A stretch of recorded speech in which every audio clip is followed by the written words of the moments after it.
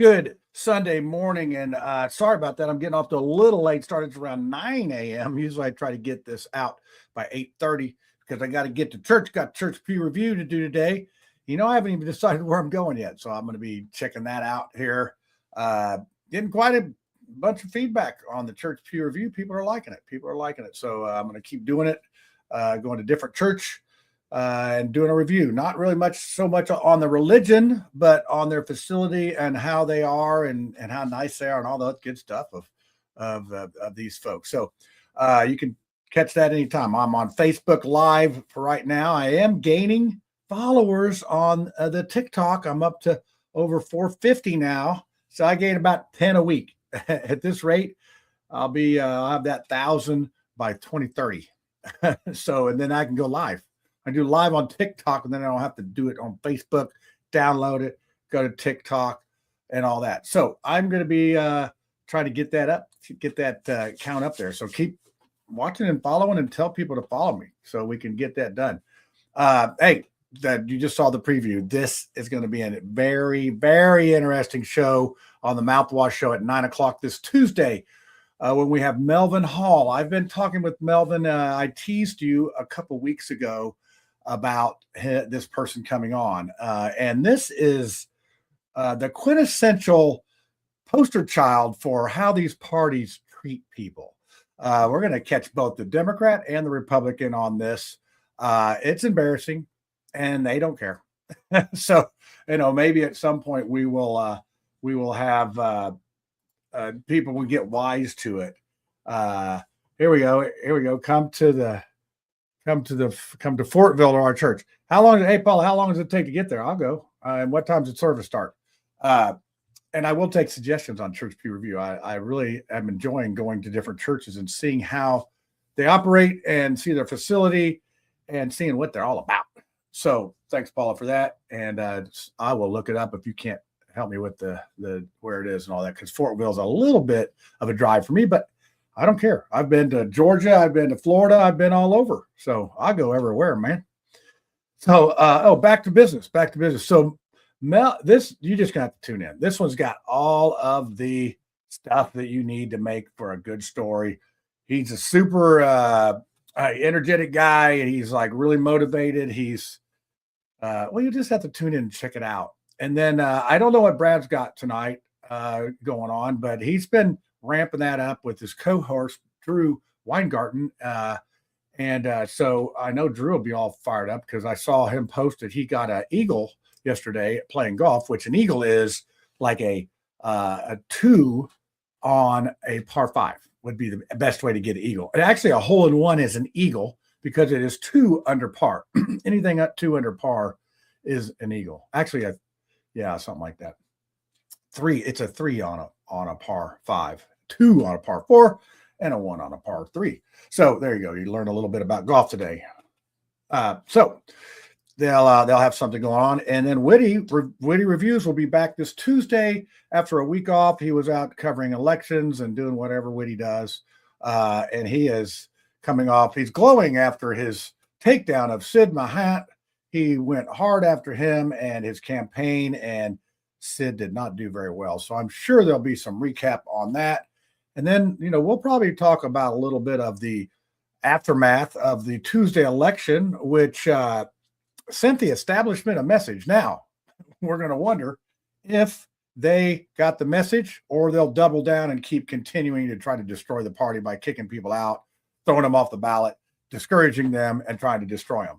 So we'll see how that goes. And, there was a lot of variables in this primary election, that being that I think the incumbents stay, their welcome has been revoked. So if you've been in there for 20 or 30 years, you're probably going to see the door. I know a lot of people saying, hey, well, the Trump, they got the Trump to do it. I really think it was a combination of a lot of things, not just the Trump. So we'll see how that goes come November, because now these folks got to win, even though they may have won their primary and think they're going to. Some will coast because it's just such a heavily Republican area, just like Indianapolis is such a heavily Democrat area. That we had 80,000 Democrats vote and only like 12,000 Republicans or 19,000, something like that. So it's basically a 4-to-1 ratio. So if you're a Republican running in Indianapolis, sorry about your luck. It's not going to be good. And we will cover that. The Melvin Hall thing covers that because he is running for constable in Center Township. And that is right smack dab in the middle. In fact, right there in my picture in the background, that's pretty much Center Township right there. Right there. He's trying to be the constable. So we'll have him on. And I know he's excited to be on the show. And I think it'll be a very good and insightful show. And another thing before I go, I've seen this Sandy Pearl pop up in my feed about a story about Cindy Mowry and her refusal to pay back the $14,000 she owes the state for her mishandling of funds at the Marion County Fairgrounds. And she has shared this video or this story. And this one we've been covering. And she has quite a few followers. And I've had several people call me or send me a message showing me this link to this story. So maybe we'll get some movement on that because it doesn't seem like folks are being held accountable. Example, I'm down working at the polls. There's a couple guys there that work for the sheriff, and they're out campaigning for the sheriff and Kate Sweeney Bell, who's running for clerk. And after talking to him for 12 hours, because I was there for 12 hours, I come to find out that they're actually getting paid to be there. So, it's like, okay, the sheriff's paying you to. I don't know if that's legal or illegal, but if I was to file a complaint about that, where would I file that complaint?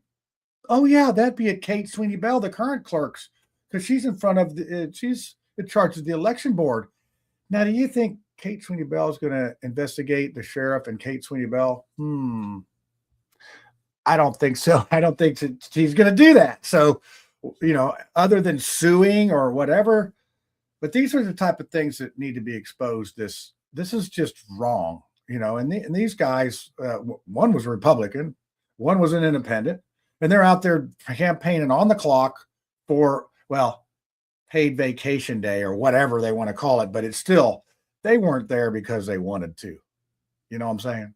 So anyway, there you go. That's just what we have going on. And maybe that's why the Democrats control Marion County, because they just force their people to go out and work. They get in office and they just keep perpetuating their, the nepotism and all that. So anyway, I'm ranting and raving.